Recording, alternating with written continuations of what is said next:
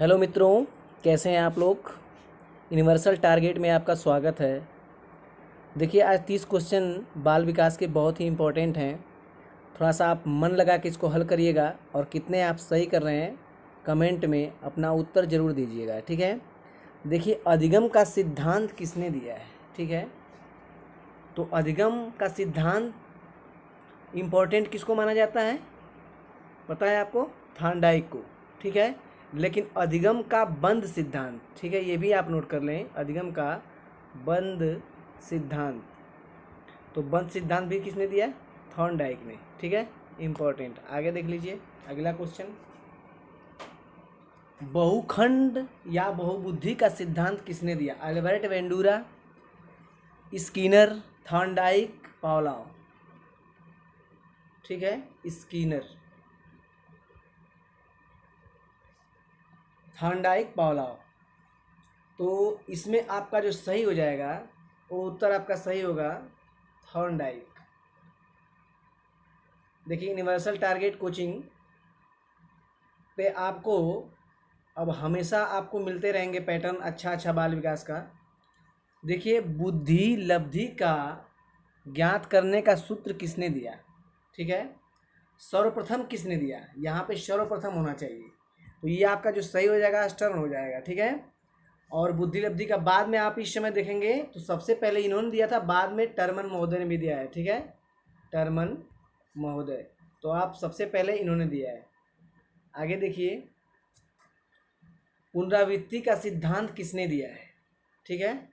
पुनरावृत्ति का सिद्धांत किसने दिया? क्लार्क हल, एल्बर्ट बंडूरा, मॉर्गन मोरे और फ्रोबेल, ठीक है। तो अपना उत्तर आप लगा लीजिए। इसका ऑप्शन जो सही हो जाएगा वो पहला वाला सही हो जाएगा, क्लार्क हल ने दिया है, ठीक है। फिर उसके बाद देखेंगे, बालकों का अंतर्बोध परीक्षण के प्रतिपादक कौन है? मॉर्गन मुरे, फ्रोबेल, वासबर्न, मैस्लो। देखिए, फ्रोबेल की बात करें तो एक इनकी पद्धति है किंडर गार्डन, ठीक है। किंडर गार्डन, बच्चों का बगीचा। क्वेश्चन क्या है? वासबर्न, विनेटिका विधि के वासबर्न उनके संस्थापक हैं और मैस्लो जो हैं मांग के संस्थापक हैं।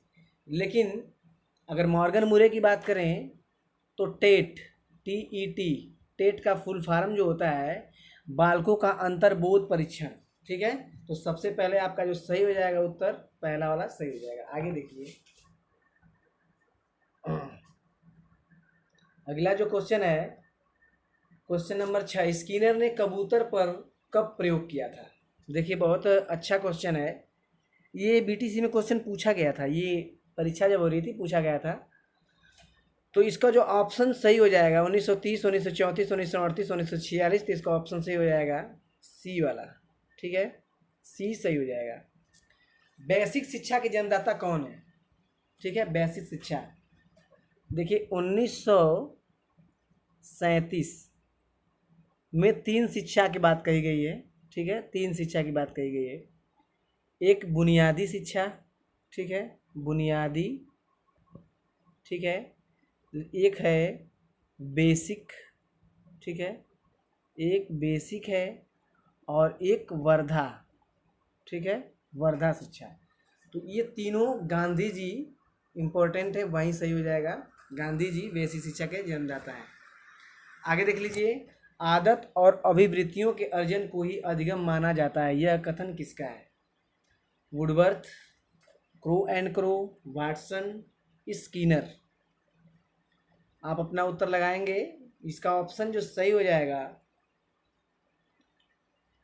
क्रो एंड क्रो, ठीक है, क्रो एंड क्रो सही हो जाएगा।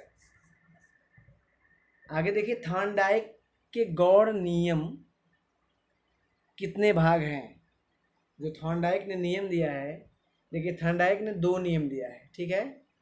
इन्होंने 2 नियम दिया है। एक दिया है कौन सा?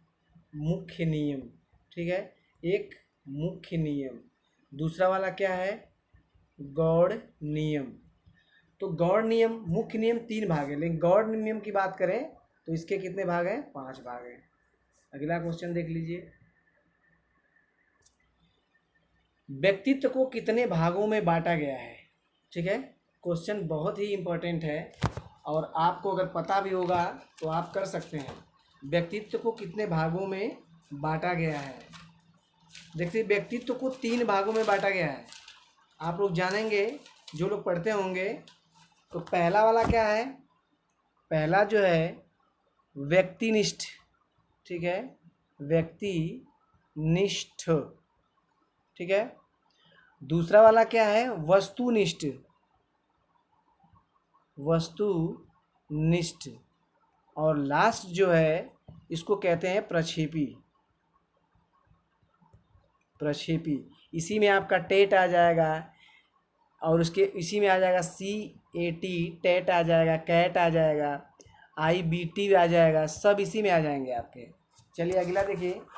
देखिए, यूनिवर्सल टारगेट कोचिंग में आपको अच्छा अच्छा पैटर्न मिलेगा। बस आप थोड़ा सा लाइक कर दीजिएगा वीडियो को, ठीक है, और सब्सक्राइब कर दीजिएगा। अपने दोस्तों के पास जो पढ़ते हैं उनके पास शेयर कर दीजिएगा, ठीक है।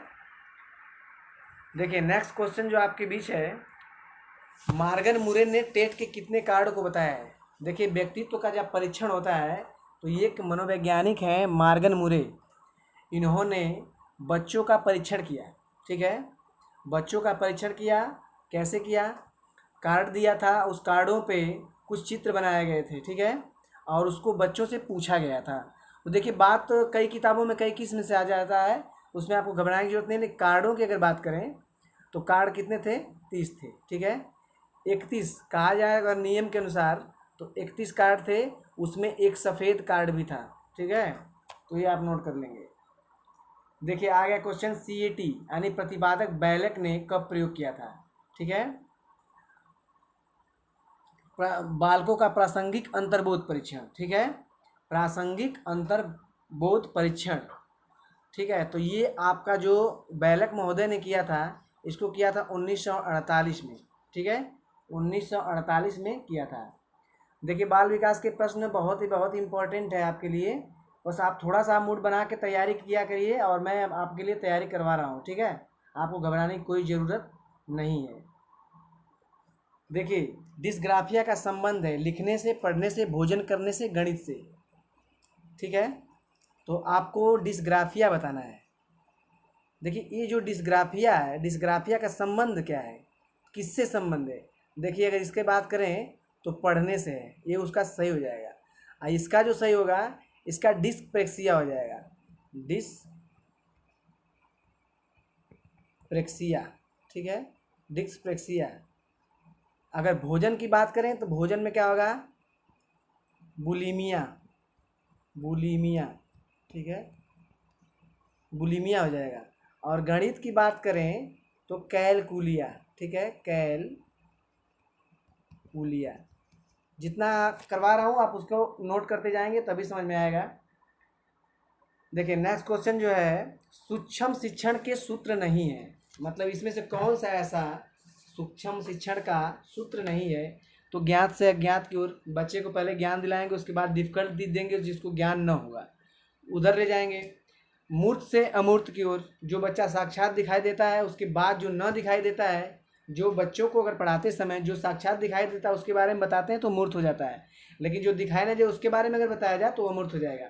तो यहाँ क्वेश्चन पूछा है कि सूत्र नहीं है, तो इसमें ऑप्शन जो आपका सही हो जाएगा अज्ञान से पास की ओर, ये गलत है ऑप्शन, ठीक है। चलिए अगला देख लीजिए क्वेश्चन। कम आयु एवं वृद्धावस्था के लक्षण दिखाई देते हैं, मतलब कम आयु में वृद्धावस्था के लक्षण दिखाई देते हैं, तो कौन सा है? बुलिमिया है, प्रोजीरिया है, अफेजिया है, क्या है इसमें से? 4 ऑप्शन आपको दिखाई दे रहा है, इसी 4 ऑप्शन में से आपको करना है। तो इसमें जो ऑप्शन सही हो जाएगा प्रोजेरिया। यह एक ऐसी विधा है जिसमें कम आयु में बालक वृद्धावस्था में दिखाई देने लगता है, ठीक है। समावेशी शिक्षा को किस देश से लिया गया है? देखिए, इंपॉर्टेंट क्वेश्चन। समावेशी शिक्षा जो पैटर्न हमारे भारत में लागू है बच्चों के लिए, तो इसमें किस देश से लिया गया है? तो इसमें से ऑप्शन आपको चीन से, ईरान से, रूस से और लास्ट में कनाडा से। तो जो इसका ऑप्शन जो सही हो जाएगा वो हो जाएगा आपका कनाडा से। देखिए, कनाडा और अमेरिका दोनों हैं, अमेरिका भी है, ठीक है। अमेरिका भी है। देखिए लुई ब्रेल कहाँ के मनोवैज्ञानिक है? देखिए बहुत इंपॉर्टेंट क्वेश्चन आ गया। लुई ब्रेल कहाँ के मनोवैज्ञानिक हैं? तो देखिए अगर इनकी बात करें तो ये फ्रांस के मनोवैज्ञानिक हैं। इन्होंने अंधे बच्चों को ज्ञान दिलाने का काम किया था कि बच्चे, इसमें गोला बना दिया गया था 6-6 करके और उसमें टच करके बच्चों को पढ़ना होता था। ठीक है, आगे देखिए रोरसा का स्याही धब्बा का संबंध है, किससे संबंध है? ICT, RIVT, NTPC। देखिए ऑप्शन सब बुलवाने के लिए है, इसमें से जो सही हो जाएगा ये वाला हो जाएगा RIVT। ठीक है, यही हो जाएगा आपका BT। देखिए एनिमल इंटेलिजेंसी, ठीक है, एनिमल इंटेलिजेंसी पुस्तक है, किसकी पुस्तक है इंटेलिजेंसी? थॉर्नडाइक की, कोहलर की, स्किनर की, कोई नहीं। तो इसका ऑप्शन जो सही हो जाएगा ये पहला वाला सही हो जाएगा, थॉर्नडाइक इंटेलिजेंसी का। राष्ट्रीय पाठचर्या रूपरेखा का फुल फॉर्म क्या होता है? NTF, NPF, NCF, ER, NER। तो आप लोग को अगर पता होगा तो आप लोग कर ही लेंगे। ये गलत हो जाएगा, ये भी गलत हो जाएगा, ये भी गलत हो जाएगा, लेकिन ये वाला सही हो जाएगा, तीसरा नंबर का सही हो जाएगा NCF। देखिए फिर क्वेश्चन आएगा, बिना बोझ की शिक्षा का संबंध है? गांधी जी समिति से संबंध है, नेहरू समिति से संबंध है, यशपाल समिति से संबंध है, झंडा समिति से। तो जाहिर है कि बिना बोझ की शिक्षा आप लोग पढ़ेंगे NCF, तो इसमें आपका यशपाल समिति। ठीक है, यही सही हो जाएगा। 20 नंबर का क्वेश्चन देखिए, पर्यावरण पुस्तक किस कक्षा में नहीं चलता है? ये देखिए आपका समयवशी शिक्षा से नहीं है, NCF से है, RT से है, शिक्षा का अधिकार अधिनियम। कुछ क्वेश्चन 2-4 वहाँ से उठा लिए गए हैं, तो ये आप याद कर लेंगे 1 से 2 तक कक्षा में पर्यावरण की पुस्तक नहीं चलती है, इसको आप नोट कर लेंगे। ठीक है, चलिए आगे देखिए, शिक्षा का अधिकार अधिनियम कब लाया गया? क्या 2003 में लाया गया, 2005 में लाया गया, 2007 में या 2009 में? तो जियो इसका ऑप्शन सही हो जाएगा, ये हो जाएगा आपका 2009, 1 अप्रैल 2009। ठीक है, आगे देखेंगे, बीच में जो बच्चा विद्यालय छोड़कर चले जाते हैं उसे क्या नाम दिया जाता है?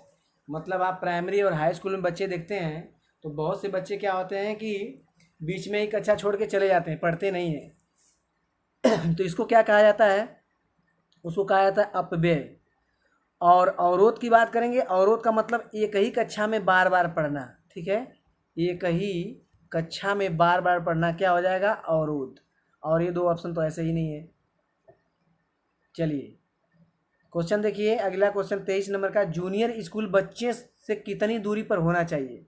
मतलब बच्चा जब पढ़ने जाता है स्कूल में तो उसके स्कूल से, उसके घर से स्कूल की कितनी दूरी होनी चाहिए? कितना दिया गया NCF में?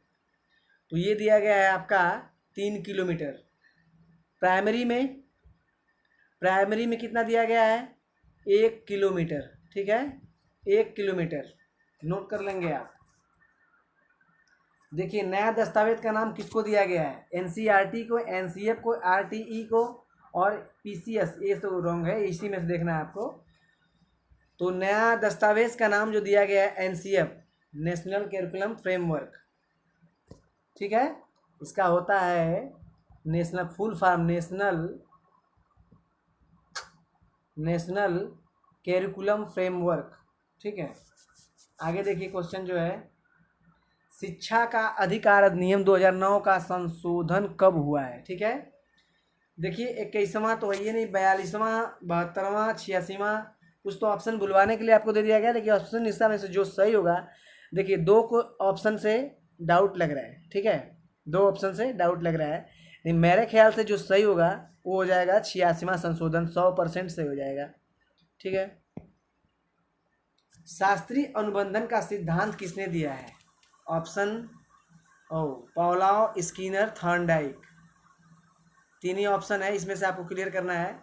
तो शास्त्रीय अनुबंधन का सिद्धांत जो दिया है आपके पाउलाव महोदय ने दिया है। ठीक है, आप इंपॉर्टेंट कर लेंगे, पाउलाव महोदय ने दिया है।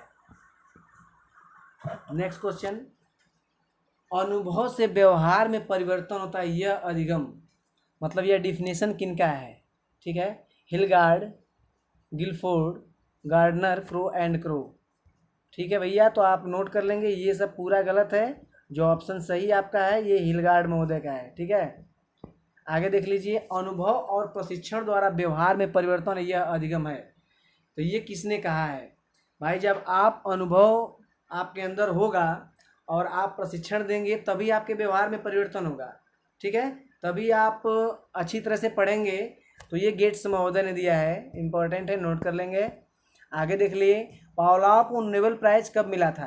पावलोव को नोबेल प्राइज कब मिला था? पावलोव को शरीर शास्त्री के भी नाम से जाना जाता है, आपको पता होगा, शरीर शास्त्री, ठीक है, के नाम से जाना जाता है। और जो इसका ऑप्शन सही हो जाएगा 1904 में। ठीक है, सही हो जाएगा। लास्ट क्वेश्चन आज का, कोलबर्ग कहाँ के मनोवैज्ञानिक थे? चीन के, अमेरिका के, स्विट्जरलैंड के?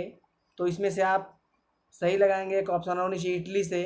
तो जो सही हो जाएगा वो हो जाएगा अमेरिका, USA। ठीक है, अच्छा देखिए, आज का जो हमारा वीडियो है आपको कैसा लगा आप कमेंट में अपना उत्तर देंगे। वीडियो का पूरा देखा करिए आप लोग, आपके नॉलेज के लिए मैं वीडियो बनाता हूँ। ठीक है, यूनिवर्सल टारगेट कोचिंग में आपका स्वागत है।